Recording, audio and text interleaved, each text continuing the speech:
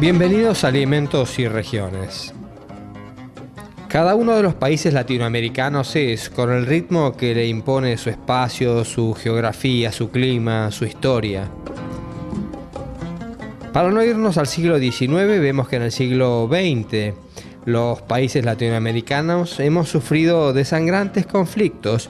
La guerra del Acre en Bolivia en 1903, la guerra del Chaco en el año 32, la guerra entre Bolivia y Paraguay, la guerra del 41 entre Perú y Ecuador, nuestra guerra de Malvinas, nuevamente Perú y Ecuador en 1995. Tuvimos regímenes militares, la droga, la guerrilla. Por suerte no ha sido el holocausto de Europa, ni África, ni Medio Oriente, pero hemos sufrido mucho y fundamentalmente hemos desperdiciado el tiempo valioso de edificar una sociedad más próspera y justa. Desde hace una década también cada cual a su manera encara proyectos de país según se lo demanda su pueblo. Maduran los pueblos. Un capítulo importante de esa maduración ha sido el no echar por la borda lo hecho por los gobiernos anteriores y buscar equilibradamente el progreso integral de su gente, que ha sido una deuda que se asume y reconoce hoy desde todos los lugares.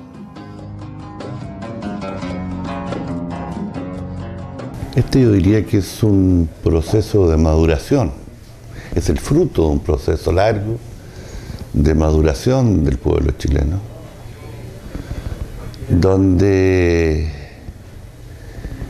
y que surge ya hace más de 30 o casi 40 años, como proceso socioeconómico, sociopolítico, sociocultural, donde hemos apreciado el valor de la libertad, la necesidad de darle a las personas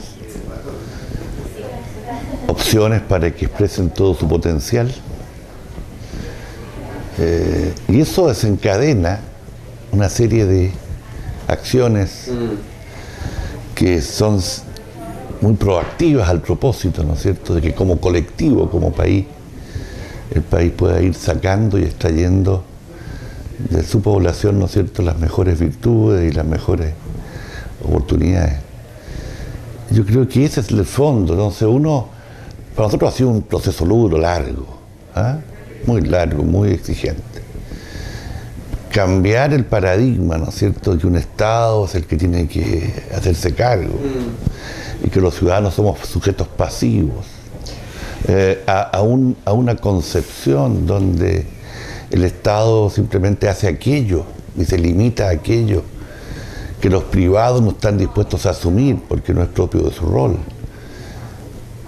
Ha sido para nuestras culturas latinoamericanas un cambio muy significativo y que eso explica en gran parte el éxito que Chile evidencia entre el mundo de hoy. Veamos qué pasa en Bolivia. Ha habido un acercamiento, y nosotros lo sentimos en Bolivia, entre la parte pública y privada. Por eso le decía hace un momento de que nos parece que los gobiernos deben gobernar para todos, ¿no? Pareciera que se han dado cuenta de que el sector agropecuario no puede quedar excluido de lo que son las políticas estatales, gubernamentales. El campo en sí no puede quedar excluido. Y bueno, nos alegra muchísimo de que ellos se hubieran dado cuenta, a pesar de que han pasado ya como 5 o 6 años, que es una pérdida de tiempo, pero como decimos, nunca es tarde, ¿no?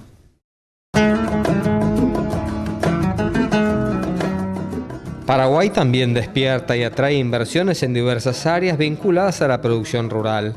La ganadería tracciona y no deja de crecer en un marco de políticas inteligentes y con la ayuda, por supuesto, de nuestro gobierno, que parecería que tiene como política producir menos carne. Bueno, este año Paraguay realmente hace tiempo que está creciendo con una política bastante coherente y desde el comienzo comenzó en el mundo. La verdadera demanda de la materia prima que nosotros producimos fue que el Paraguay está creciendo a tasas muy importantes. Este año se habla del 13,5% de crecimiento del Producto Interno Bruto. Y en ganadería a pesar de que todavía no habíamos recuperado toda la totalidad del mercado chileno. En los primeros 6 meses la ganadería exportó 44% más en volumen y 46% más en precio, con respecto al 2012, que fue un año ya de récord. La exportación paraguaya en ganadería de todos los productos ganaderos en el 2012 fue de 1.078 millones de dólares. En este momento somos el 8º exportador de carne del mundo, porque solamente el Departamento de Agricultura americano nos pone en el 9º porque pone la comunidad económica como un todo, pues son 27 países. Entonces, el Paraguay en ganadería está creciendo a un ritmo del 5,5% anual hace 13 años. Estamos con casi 14,5 millones de cabezas y a este ritmo puede llegar en los próximos 10 años a ser el 5º exportador de carne del mundo. Porque hay mucha superficie para desarrollar todavía, hay muchas inversiones, entonces el crecimiento es sostenido. Sostenido, pero da para tener una mirada sustentable dentro de la zona, una agricultura y una ganadería sustentable desde el punto de vista ambiental, ecológico. Sí, respetando, estos cálculos que te estoy dando son respetando todas las reglas ambientales. En el Chaco, en el Alto Chaco, que la tierra es muy fértil, ahí estamos hablando de niveles de 40 a 60 partes por millón de fósforo, que es prácticamente altísimo. Sí. Entonces el animal se desarrolla muy rápidamente.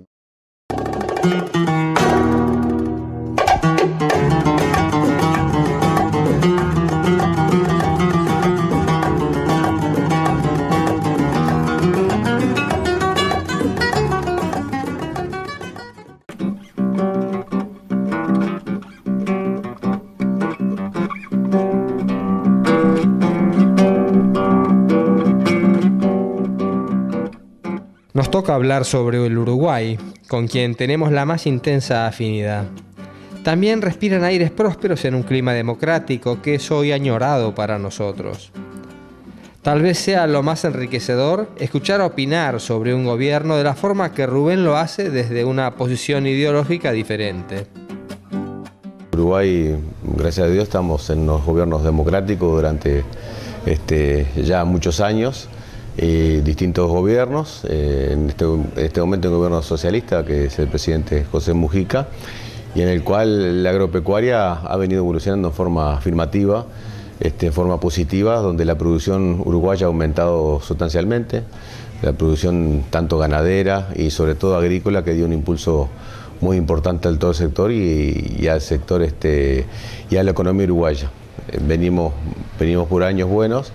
Y bueno, y tenemos en general las gremiales agropecuarias una buena relación con el gobierno, a pesar de que a veces no pensamos lo mismo, pero hay un intercambio de ideas con postura y con respeto, y en ese camino me parece como democracia es bueno para la agropecuaria y para el país en general, ¿no?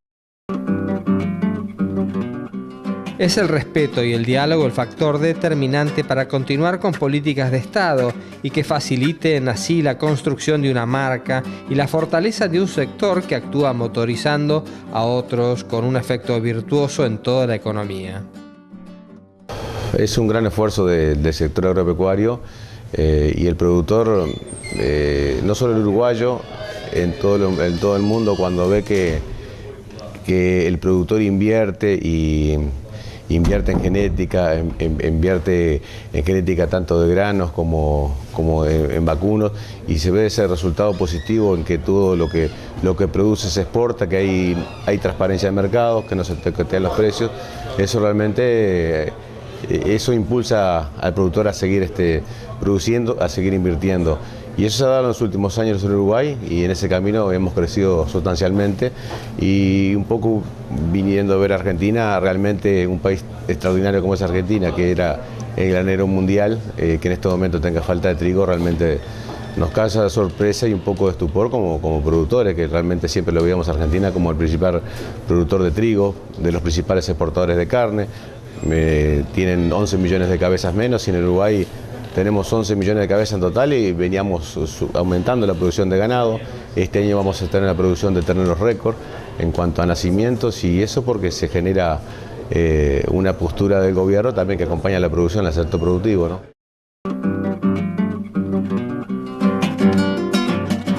Claro que miramos todos con mucha ansiedad a nuestro mayor vecino, Brasil. Tenemos siempre una mirada puesta en su evolución y crecimiento porque hemos vivido en otras oportunidades el efecto de tracción que ese gigante ejerce en todo el continente. Brasil é um país grande, é uma potência regional.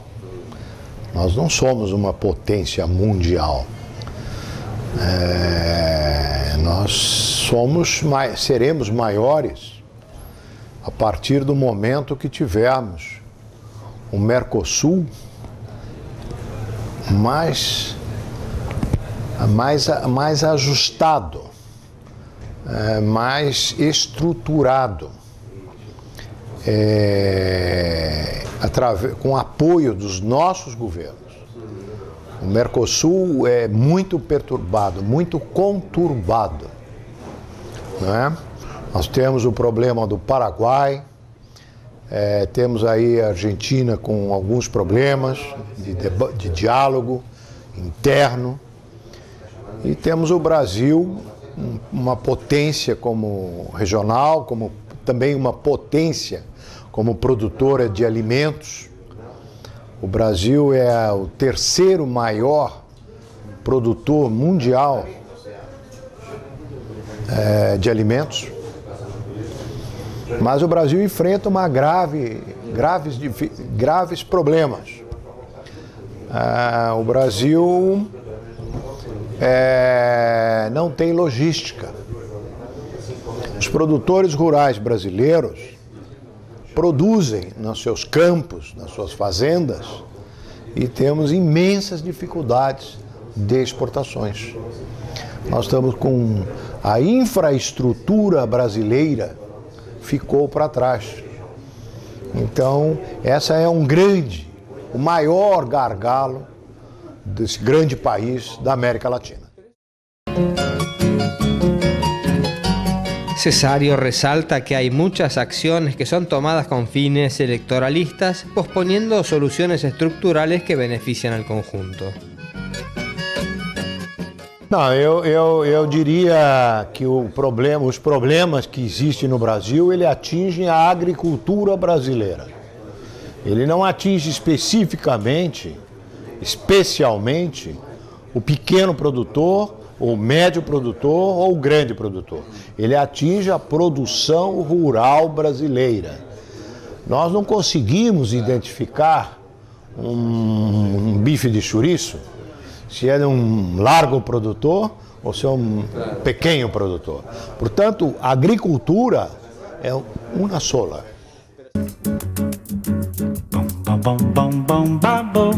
Bailo, bailo, bam, bam, bam. Bailo, bailo, bam, bam, bam. Você tem que dar, que prometeu meu bem. Mande o meu anel.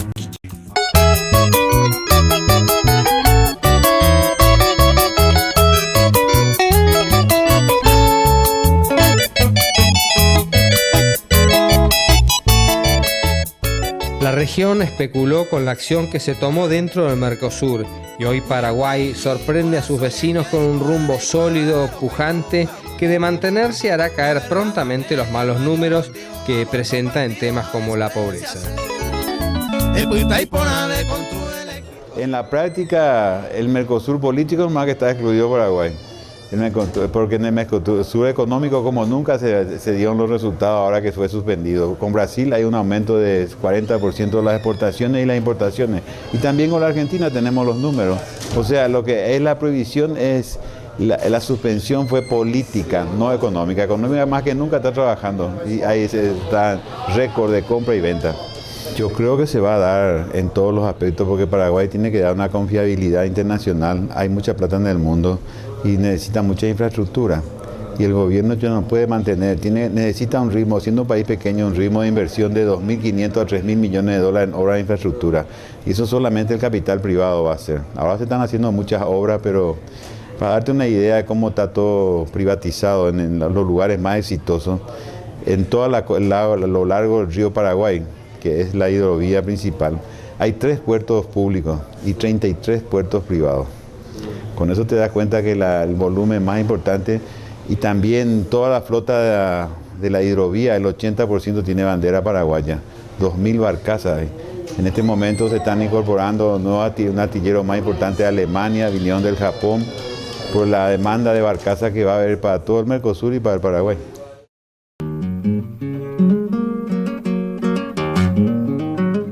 Si a Patricio le preguntamos sobre la integración, lo hará desde donde Chile está parado, que se diferencia de los otros países consultados. Afirma que bajó su nivel de pobreza del 30 al 12%, que antes había 150.000 universitarios y hoy hay 1.400.000, y así y todo se convive con un nivel de demanda en la sociedad cada vez mayor. Pero son las aspiraciones legítimas de una sociedad que evoluciona y que está inserta en el mundo y que hay mucha libertad en Chile. En Chile hay plena libertad. Hay libertad de expresión plena, los canales de televisión, que son muchos, son de los empresarios, pero los administra la izquierda.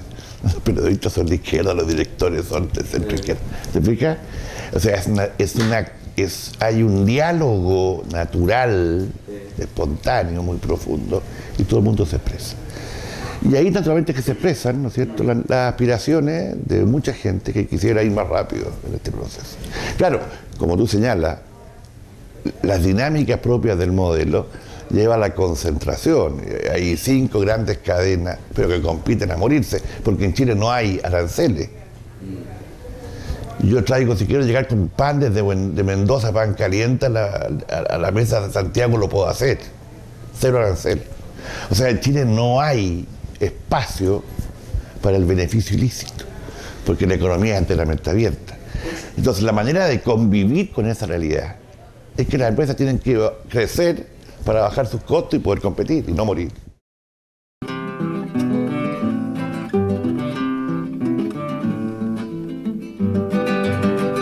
Los modelos económicos en la región difieren y claramente se van conformando una brecha que se puede medir en índices de crecimiento y la declinación de la pobreza. En nuestro país, eso que llaman modelo es una confusa mezcla ideologizada y oportunista que se chocará tarde o temprano con su propia inconsistencia.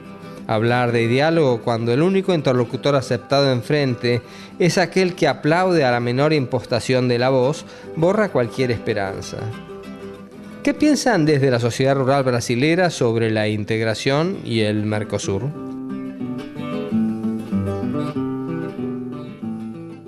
Nós somos fundadores do Mercosul.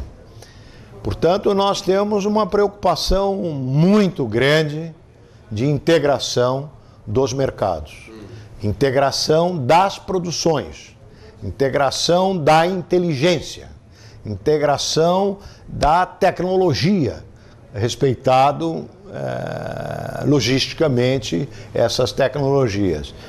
Um país é grande, Brasil. Será muito maior quando nós formos 5 países, 4 países, 6 países. Politicamente, que é o que importa no mundo, porque se não temos políticas, nós não exportamos, nós não nos acertamos, nós vamos lutar. Então temos que ter uma política adequada no Mercosul. E esse é o pensamento da sociedade rural brasileira. Integração, bloco e ações políticas conjuntas para que a gente ganhe espaço. Por quê? Porque produzimos, temos competência para produzir, temos força para produzir e, mais do que tudo, temos o homem para produzir, temos o empresário e temos os trabalhadores adequados nos lugares corretos, nos lugares certos para produzir.